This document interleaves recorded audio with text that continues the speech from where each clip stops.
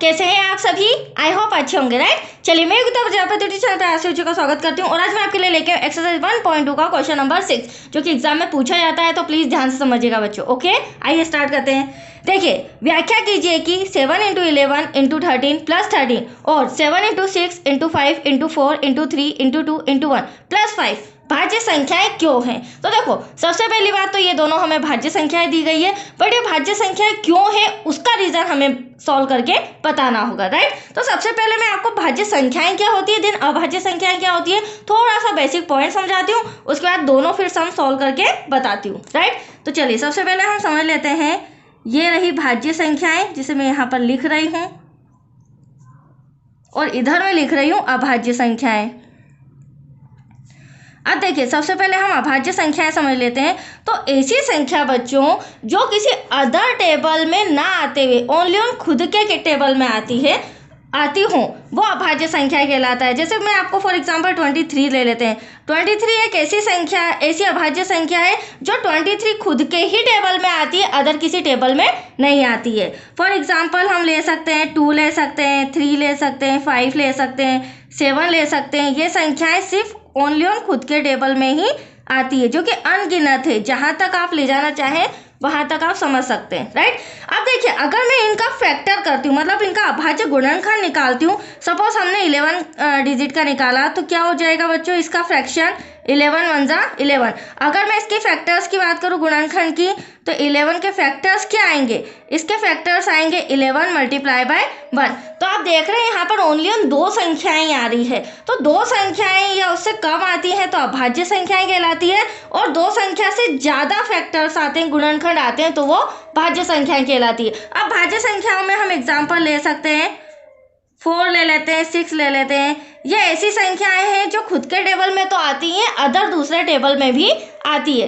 अगर हम इनका किसी एक संख्या का फैक्टर्स करते हैं, मान लीजिए मैंने यहाँ पर 6 का फैक्टर किया, तो आप देख सकते हैं 2 × 1 = 2, 2 × 3 = 6 और 3 × 1 = 1, राइट। अब मैं 6 के फैक्टर्स देखूं तो 2 × 3 × 1 लेना कंपलसरी। तो आप यहाँ देख रहे हैं जो इसके फैक्टर्स आए बच्चों, 2 संख्या से ज्यादा संख्या आ रही है, राइट। तो 2 या 2 से अधिक संख्या के अगर गुणनखंड निकलते हैं तो वो हमारी भाज्य संख्याएं कहलाती है। That's clear. और यहीं पर हमें ये 2 सम सॉल्व करके बताना है कि भाज्य संख्याएं क्यों है। अब इसी पॉइंट के आधार पर आप इजीली समझ जाएंगे।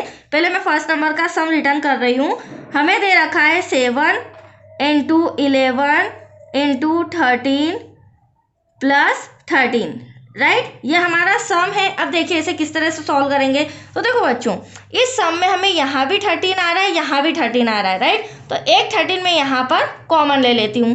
देखिए कैसे, ये वाला 13 मैंने कॉमन ले लिया, यहाँ पर बचा 7 × 11, राइट। अब इस 13 को कॉमन ले लिया तो इस प्लेस पर क्या लिख देंगे, हम 1 लिख देंगे। प्लस इस 13 को भी कॉमन ले लिया है तो यहाँ पर भी क्या आ जाएगा, 1। चलिए अब इसे सॉल्व करते हैं। इसे सॉल्व करेंगे तो 77 आ जाएगा, राइट। 77 का 1 में करेंगे तो 77 ही रहेगा, प्लस का 1 ऐसा का ऐसा। अगले स्टेप में हम क्या करेंगे, 13 मल्टीप्लाई में 77 + 1 कितना हो जाएगा बच्चों, 78। और हम हमारे इच्छा अनुसार यहाँ पर 1 लिख सकते हैं, और लिखेंगे तो बहुत ही बेस्ट रहेगा क्योंकि इसी से हमारा आंसर आएगा। मैंने पहले भी आपको समझाया था 1 लेना जरूरी है। तो देखो यहाँ पर कितने फैक्टर्स हो रहे हैं, 1 2 3। कितनी संख्याएं आ रही है, 2 से अधिक संख्याएं आ रही है, जो कि मैंने अभी आपको समझाया था। तो अब हम यहाँ पर लिख सकते हैं कि ये हमारे भाज्य संख्याएं क्यों है, क्योंकि 2 से अधिक गुणनखंड होने के कारण, क्योंकि हमें कारण बताना होगा बच्चों, होने के कारण यह एक भाज्य संख्या है। तो एटलीस्ट आपको रीजन भी समझ में आ गया और भाज्य संख्याएं क्या होती है ये भी हमें समझ में आ गया। अब इस सम की जगह अगर वो डिजिट चेंज भी कर दें तो एटलीस्ट आप इस मेथड से इजीली सॉल्व कर सकते हैं, राइट। अब यहाँ पर हम सेकेंड नंबर का सम रिटर्न कर लेते हैं और उसे सॉल्व करेंगे। हमें दिया गया है सेकेंड नंबर में 7 × 6 × 5 × 4 × 3 × 2 × 1 और प्लस का 5 हमें लास्ट में दे रखा है, ठीक है, +5। अब आप यहाँ सबसे पहले देख लीजिए कॉमन 2 बार डिजिट आ रही है, एक बार मल्टीप्लाई में 5, एक बार प्लस में। तो यहाँ पर भी हम वही रूल करेंगे, 5 कॉमन ले लेंगे, राइट। अब जो बची डिजिट वो अंदर लिख लेंगे।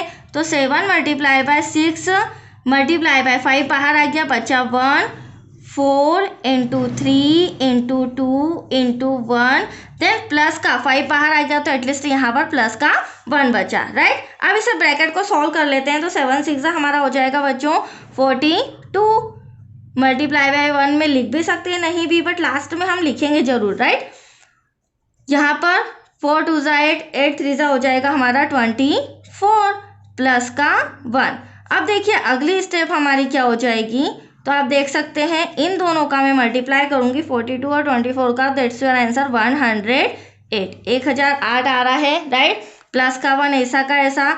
अगली स्टेप में 5 तो यही रहेगा, 108 में 1 प्लस कर देंगे तो 1008 में प्लस करेंगे तो 1009 हो जाएगा। और मैंने आपको बताया था लास्ट में 1 लिखना कंपलसरी है। तो यहाँ पर हम जो बचा हुआ 1 था मल्टीप्लाई का वो मैंने लिख दिया। तो एटलीस्ट 2 से अधिक संख्याएं, फैक्टर्स आ रहे हैं, गुणनखंड कितने आ रहे हैं, 2 से अधिक। तो एटलीस्ट यहाँ भी हम लिख देंगे बच्चों 2 से अधिक गुणनखंड होने के कारण यह एक भाज्य संख्या है। और लास्ट में इस तरह से लिखना जरूरी है क्योंकि उन्होंने हमसे कारण पूछा था, राइट। That's your answer. तो आया आपको समझ में, बहुत ही अच्छा सम था, कंप्लीट हो चुका है बच्चों। अब नेक्स्ट वीडियो आपको मिलेगा क्वेश्चन नंबर 7 से रिलेटेड। ओके, थैंक यू बच्चों।